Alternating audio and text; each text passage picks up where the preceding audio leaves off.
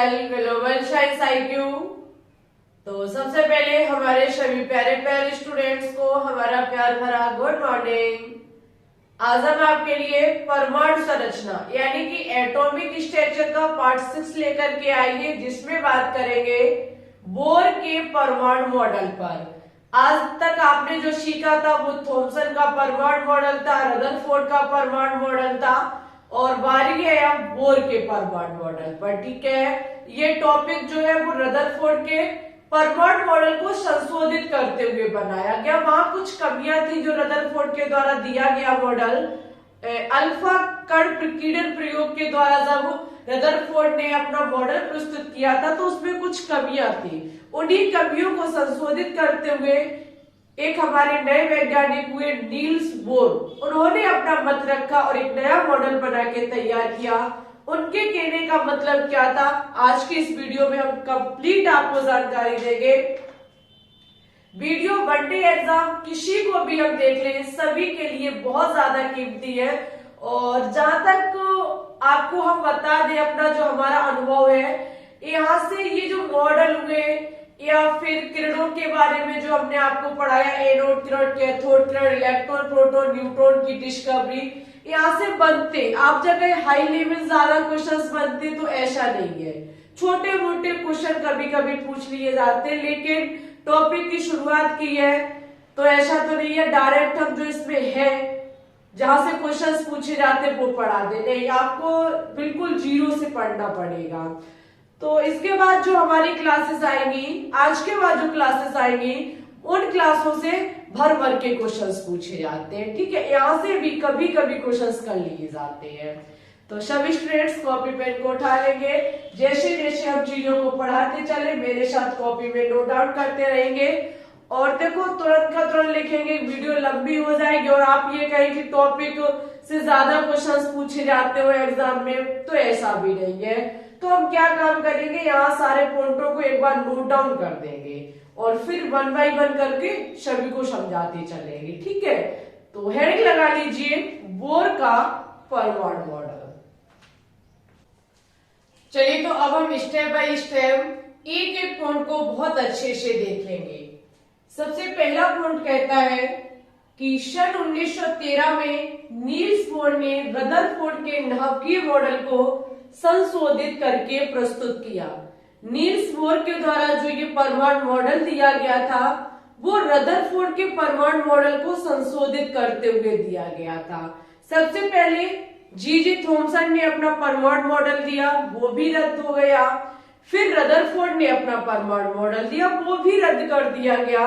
उसके बाद Niels Bohr नामक वैज्ञानिक ने रदरफोर्ड के परमाणु मॉडल को संशोधित करते हुए प्रस्तुत किया, जहां पर उनका कहने का अर्थ था कि परमाणु के नाभिक में प्रोटॉन स्थित होता है, इलेक्ट्रॉन उसके चारों तरफ निश्चित कक्षाओं में चक्कर लगाता है।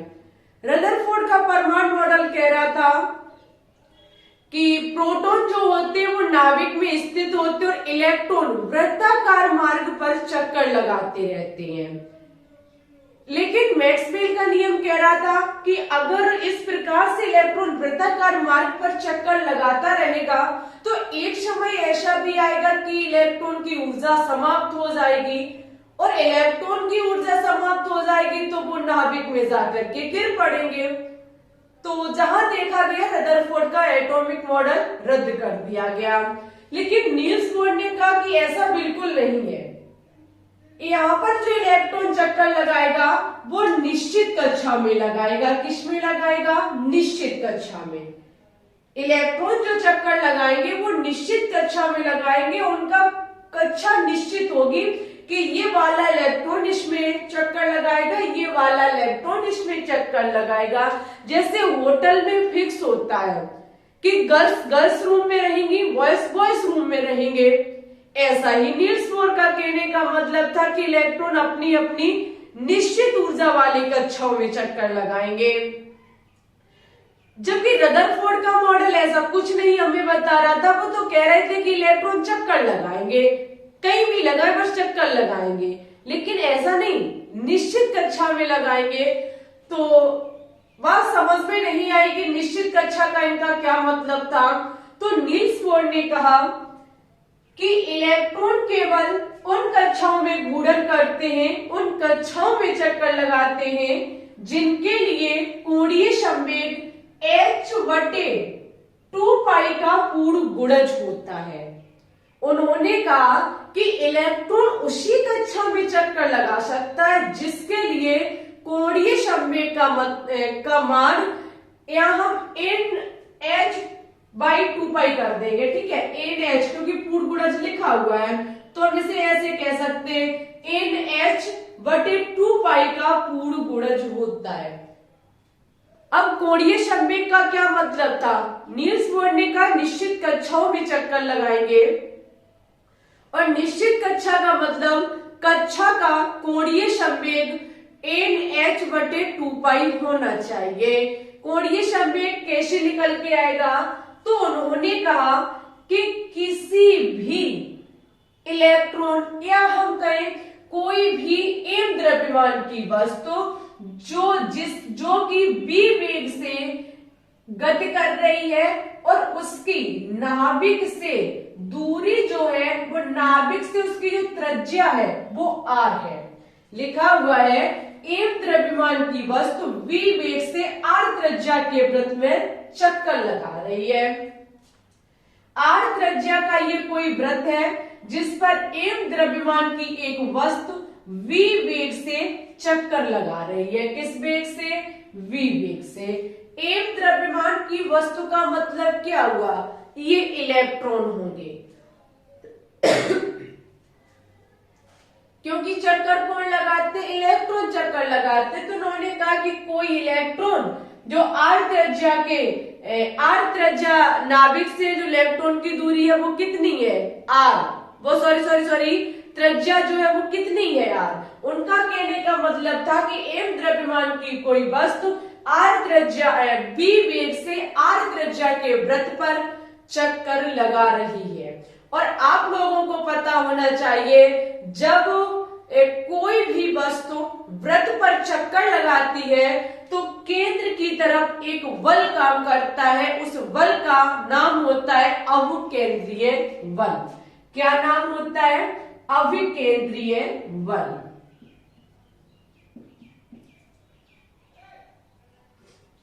हमेशा याद रखना, कोई भी वस्तु जब वृत्ताकार मार्ग पर चक्कर लगाती है तो उस समय केंद्र की ओर लगने वाला बल अवकेंद्रीय बल होता है, जो हमारा यहाँ mv²/r होगा। mv²/r होगा लिखा हुआ है। उस केंद्र की ओर एक बल की आवश्यकता होती है, वो बल हमारा अवकेंद्रीय बल कहलाता है। ओके, ये अवकेंद्रीय बल जो होता है वो कोणीय संवेग mvr के बराबर होता है। यहाँ ये अवकेंद्रीय बल का मतलब है कोणीय संवेग। कोणीय संवेग mvr।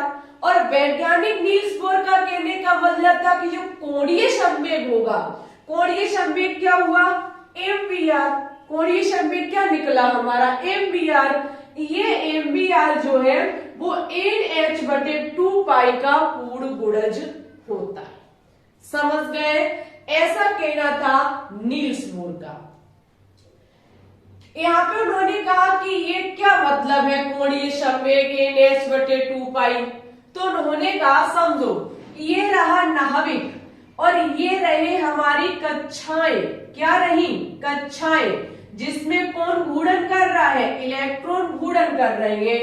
उन्होंने कहा कि ये हमारा फर्स्ट कक्षा है, या हम कहिए हमारा फर्स्ट रूम है। इस फर्स्ट रूम में जो इलेक्ट्रॉन घूम रहे होंगे उनका कोणीय संवेग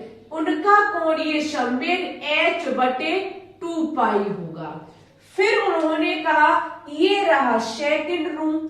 इस सेकंड रूम में जो इलेक्ट्रॉन घूम रहे होंगे उनका कोणीय संवेग 2h/2π होगा। उन्होंने कहा ये रहा तीसरा रूम, इसमें घूमने वाले इलेक्ट्रॉन का कोणीय संवेग 2h/2π होगा।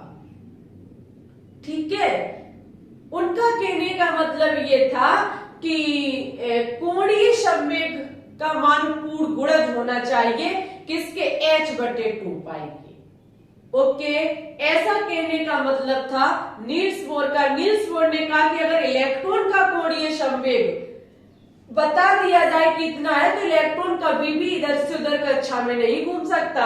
निश्चित है कि इस इलेक्ट्रॉन का कोणीय संवेग इतना होना चाहिए, तो वो चाहकर के भी दूसरी कक्षा में करने क्या जाएगा, उसकी तो कोणीय संवेग निश्चित है।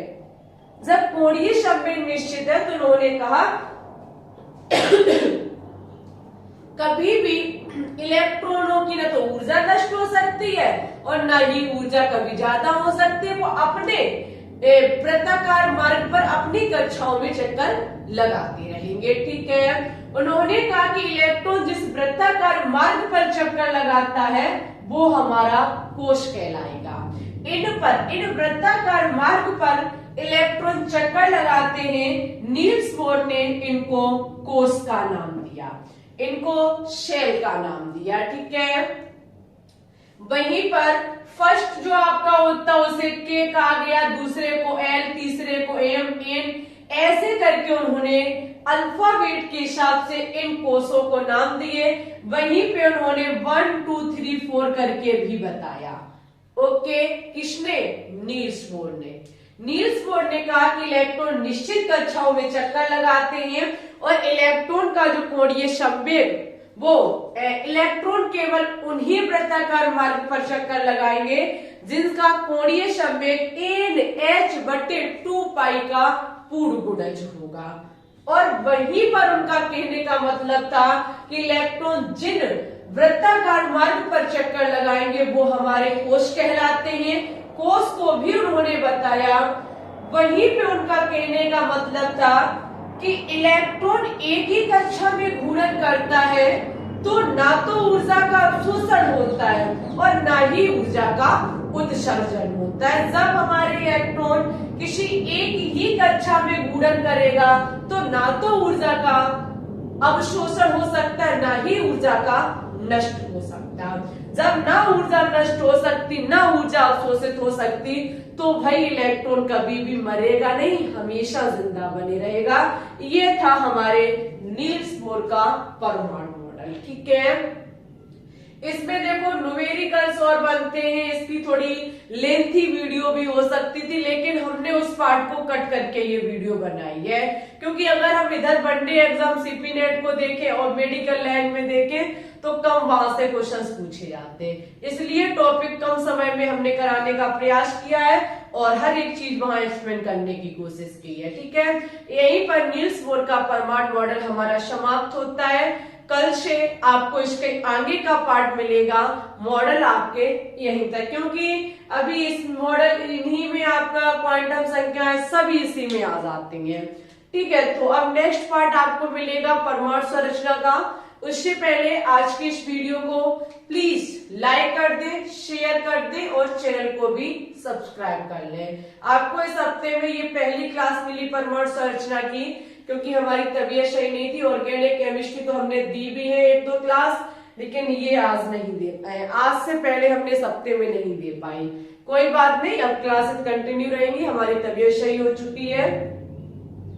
वीडियो को शेयर जरूर कर देना दोस्तों के साथ। ठीक है, आपसे हमारी छोटी सी रिक्वेस्ट है, और लगातार ऑर्गेनिक केमिस्ट्री पढ़ते रहिए, क्योंकि क्लास 12th की ऑर्गेनिक केमिस्ट्री की शुरुआत कर दी है। आपको किसी भी प्रकार की कहीं भी कोई भी प्रॉब्लम हो तो आप हमसे अपना क्वेश्चन कर सकते हैं, हम आपके क्वेश्चन का जरूर रिप्लाई करेंगे। ओके, आज के लिए बस इतना ही रखते हैं। पढ़ते रहिए, आगे बढ़ते रहिए।